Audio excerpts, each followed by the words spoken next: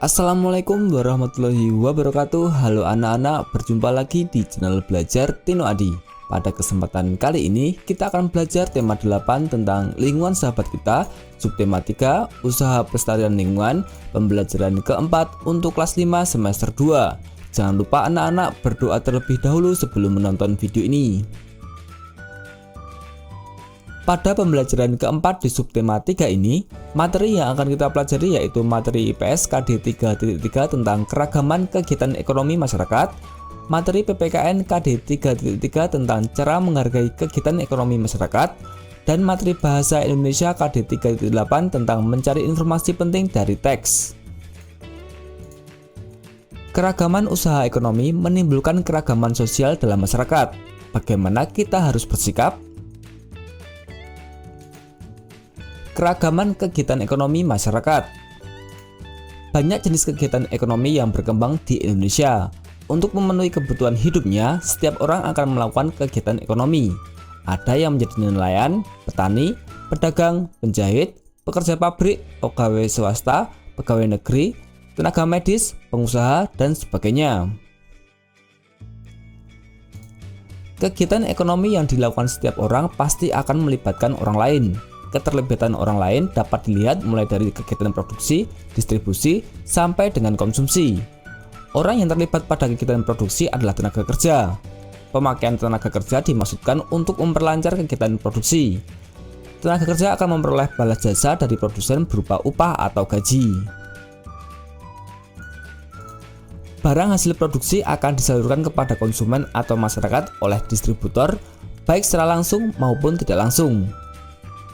Dari kegiatan penyaluran barang tersebut, distributor akan memperoleh keuntungan. Contoh distributor langsung adalah penjual yang menjajakan barang dagangannya secara langsung dengan berkeliling seperti pedagang sayur keliling, penjual bakso, dan penjual mie ayam. Contoh distributor tidak langsung adalah agen, pedagang besar, dan pedagang eceran. Konsumen adalah pihak yang mengonsumsi barang dan jasa untuk memenuhi kebutuhan hidupnya. Barang dan jasa diperoleh dari produsen secara langsung atau melalui perantara atau distributor. Ketiga pelaku kegiatan ekonomi tersebut atau produsen, distributor, dan konsumen akan saling berhubungan membentuk arus diagram ekonomi. Antara profesi yang satu dengan yang lainnya saling membutuhkan. Sebagai contoh, seorang guru membutuhkan tukang sayur untuk memenuhi kebutuhan gizinya, sedangkan tukang sayur membutuhkan seorang guru untuk mendidik anaknya. Kedua profesi tersebut saling membutuhkan dan menguntungkan. Selanjutnya kita akan belajar cara menghargai kegiatan ekonomi masyarakat. Setiap pelaku kegiatan ekonomi memiliki peran yang saling menguntungkan. Menurut kodratnya, manusia berperan sebagai makhluk sosial dan makhluk ekonomi. Sebagai makhluk sosial, manusia akan berhubungan atau berinteraksi dengan manusia lain. Sebagai makhluk ekonomi, manusia akan melakukan kegiatan ekonomi untuk memenuhi kebutuhan hidupnya. Dalam kehidupan sehari-hari, baik sebagai makhluk sosial maupun makhluk ekonomi, manusia hendaknya memiliki etika moral. Dengan etika moral, manusia dapat menghargai setiap kegiatan ekonomi yang dilakukan oleh orang lain. Berikut beberapa cara dapat kita lakukan untuk menghargai usaha ekonomi orang lain. Yang pertama, menumbuhkan persaingan usaha yang sehat dalam kegiatan perekonomian. Yang kedua, menghormati usaha ekonomi orang lain dengan tidak iri atas keberhasilannya.